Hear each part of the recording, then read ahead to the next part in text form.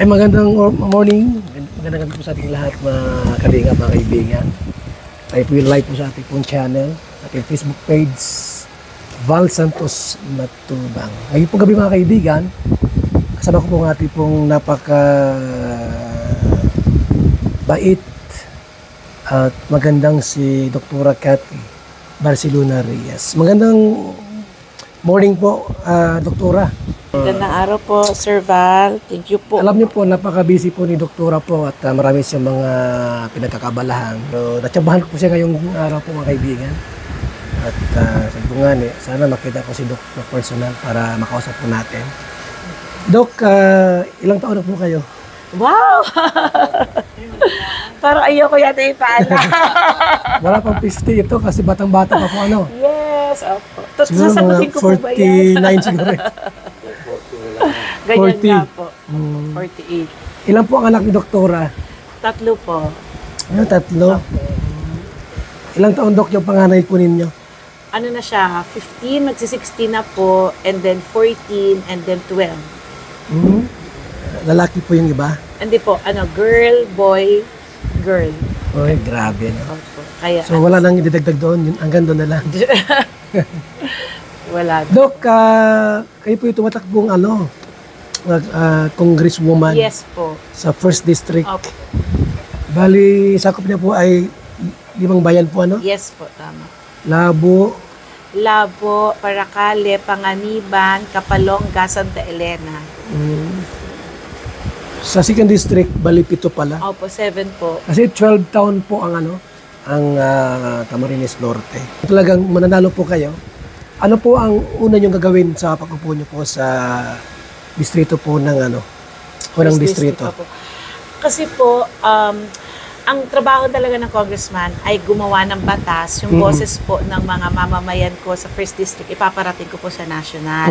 So parang pagka panapanalo po natin, mag-file na po ako ng mga batas patungkol sa mga kalusugan, yung General Hospital, yung para po yung PGH or kaya yung BMC, na para pag wala, yung mga wala po sa kasalukuyan ngayon ng mga serbisyo natin dito sa province na ayon naman po yun sa program din ni Governor Dong Padilla, ni Vice Governor Joseph Ascusio, inline po siya doon. So mas natin mapapaigting po yung serbisyo po ng government, pamahalaan patungkol sa kalusugan. Kasi doctor din po ako.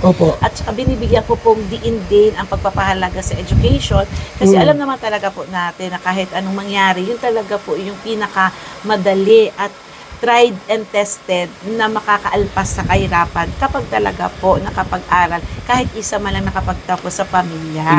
And bibigyan ko po mas maraming scholarship, mas marami pa pong benefits, mas kung pwede po mas ma-shoulder pa din ang ating pamahalaan, pati ang kanilang pong tirahan, board and lodging, at it will not be based from sa sa kakayanan nilang pag-iisip, bagkus it will be based talaga doon sa kanila pong financial na capacity, kung kaya po ba nila o hindi. Na talaga po, yun ang matutulungan talaga, full scholarship ng ating pong pamahalaan. And also, trabaho. Trabaho po. Siyempre, pagka nakapagtapos ka na, bibigyan po natin yun na mas marami pong opportunity, magkakaroon ng oportunidad ang ating mga kababayan sa pamamagitan po noong economic zone, yung sinusulong din po ni Governor Dong Padilla yun. So, naniniwala po ako talaga na pagka magkakampi po ang legislative at ang executive, ay mas higit na mararamdaman po talaga ang magtutulungan. Kasi po, makakarating po talaga, consistent po yung sinisigaw po na mga advokasya namin. So, yung kalusugan, Dok, ibig sabihin bawat pamilya ay dapat malusog sila lahat. Yes. Kasama mo yung mga family planning po sa mag-asawa? Yes, opo. Kasama po yun kasi entirety or totality po ng iyong pagkatao. Kalusugan is not just all about the physical, pati yung mental, psychological, spiritual also is kalusugan, and also yun, kalusugan po. Maraming malnourished sa Kamnortiano po. Yes po, opo. Sa tabing dagat, saka ang daming mga malnourished na dapat matulungan. Yes po. Kasama din po doon, bukod po doon sa ginagawa niyong feeding, di ba? Opo. Super galing po yung consistent din doon sa akin.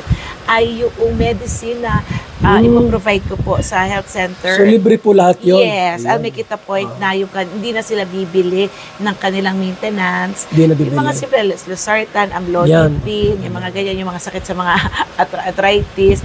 So, sagot po yun ng Congresswoman. At saka po yun, bukod po doon sa batas, yung pong mga gamot, I will provide it for every barangays po. So, sa ngayon po, Doc, ano yung mga project ng gobyerno para maiwasan yung pagdami ng mga anak? Kasi marami talagang, pag mahirap, mas maraming anak. Sino pa yung halos walang makain, pa yung mas maraming anak? Opo. Actually, kasi religious po ako. Para hindi po ako talaga naman, yung personal ko po, parang mas okay naman sa akin yun kung as long as responsible po sila. Kayang buhayin. Kaya po nila buhayin. So siguro more of educational dapat po natin mag-equip, matuto po talaga yung ating mga pamilya na may sense of responsibility po sila. Opo. Na kung gusto po talaga nila mag-anak pa, so itanungin nila po yung kanilang sila mag-asawa kung kaya po talaga nito. Kung hindi naman, ang sa tingin ko po, nandiyan naman ang ating pamahalaan, para alalayan sila, magkaroon talaga tayo ng family planning. So that's when the medical intervention comes in, na pwede naman pong mga may medicines doon, may IUD, meron naman pong marami pong mga choices na pwede na sila, na alam ko po, provided naman yung national po ng Department of Health. So, pero basically, mas malaki po makakatulong sa atin yung mga BHW, kasi sila po talaga ang pinaka-basic unit na napupuntahan po ng mga per family po na takbuhan nila. Hindi naman po congresswoman o hindi na doktor or hindi na BHW po talaga. So, in as much as I am concerned, pag ako po ang congresswoman, nandito po ako para supportahan ko din po ang mga BHW natin para in return, yung mga BHW natin, matulungan naman po yung per family natin sa mga barangays for family planning. So, maliban, Doc, doon sa programang pangkalusugan, yung ano po, yung edukasyon sa bawat pamilya. Yes. Halimbawa sa pamilyang mayroong 7 anak, kahit isa man lamang na makapagtapos ng college. Yes, yun po yung pinupush talaga natin. Kasi whether tanggapin natin o hindi ang katotohanan, nagbabago talaga po, nagkakaroon po talaga ng mas mataas na tsansa ang bawat pamilya kapag kahit isa lang sa family na nagkaroon po na, let's say, stable na trabaho. So yun po yung target sana natin, na kung hindi kaya lahat ng anak mapagtapos, ang pamahalaan dapat, responsibilidad ng pamahalaan na kahit isa sa bawat pamilya magkaroon talaga, tututukan natin na isa nakapagtapos na anak sa pamilya po. Nasasagutin talaga everything, hindi lang basta tuition, no, kahit yung board and lodging, na talagang masigurado po natin, bawat isang pamilya, sigurado dapat may makapagtapos sa kanila po. Dapat pag ganyan, bawal mo na magjowa, ano. Kasi ang iba dyan kasi, pag mayroon ng mga libre-libre ba ng mga edukasyon, mayroon ng, alos lahat na binibigyan ng gobyerno. Tapos napansin mo yung, okay lang tapos na, buntis pala. O kaya may problema. Dapat mayroong monitoring po, Doc. Ang ginagawa katulad sa mga nurses, nurses naman yun, kunyari, pinag-aral sila ng gobyerno, parang meron silang 2 years to stay, para, kumbaga, yung binayaran sa kanilang gobyerno, kahit papano, giving back naman sila. So kahit na may asawa sila, or kahit na nagbuntis sila, meron basta sila, nasa kontrata nila yun na, okay, tutulungan ka ng gobyerno, pero in return, magsisilbi ka naman sana muna sa gobyerno para at least, kumbaga, giving back, kumbaga nakapagtapos ka. So parang nationalistic, ano mo yun, susuportahan mo ang gobyerno in whatever way you can sa kurso na kinuha mo. Kasi ang maganda dito, Doc, sa ano nyo, sa programa. Dahil si Gobdong Padilla, ay yun din ang programa niya eh. Diba, consistent po siya. Pangkalusugan, trabaho at saka edukasyon. Yes po. So pag ikaw ang magiging congresswoman sa 1st District, mas mapabilis. Yes po. Plus, meron pong parang milagro na nangyari sa Camarines Norte na may boses po tayo sa Senado. Ayun, so we will ganda, make most out of it. Let's say, yung one city, one province, sisiguraduhin po natin na kasi api-api baga ang Camarines Norte, tayo na lang po yung walang syudad. Kapag-iwanan. So, kapag-iwanan. So gusto po natin yung tumaas yung kalidad ng buhay natin. Sana po talagang ipupush natin yung one city, one province na yan. Na meron po tayo ngayong kakampi, si Senator Robin Padilla. So, kumbaga, susulitin lang po natin yung pagkakataon na yun.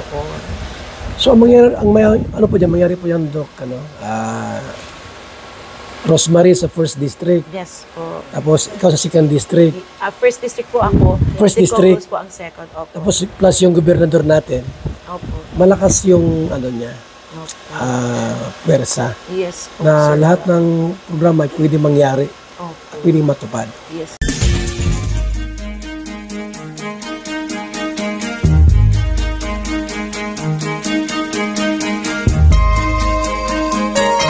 Ito ang palatuntunang tunay na lingkod bayan. Ang programang tututo sa kapakanan ng mga mamamayang kapos sa kapalaran. Si Kuya Val Santos Matubang, ang inyong katuwang. Si Kuya Val, kasangga sa kahirapan, kaagapay sa kalusugan, kakampi ng mga inaapi. Magbibigay pag-asa sa mga taong nawawala na ng pag-asa sa buhay, sa mga batang biktima ng kahirapan, sa mga matatandang napapabayaan. Si Kuya Val, ang inyong sandigan. Val Santos Matubang, sa palatuntunang lingap sa mahihirap.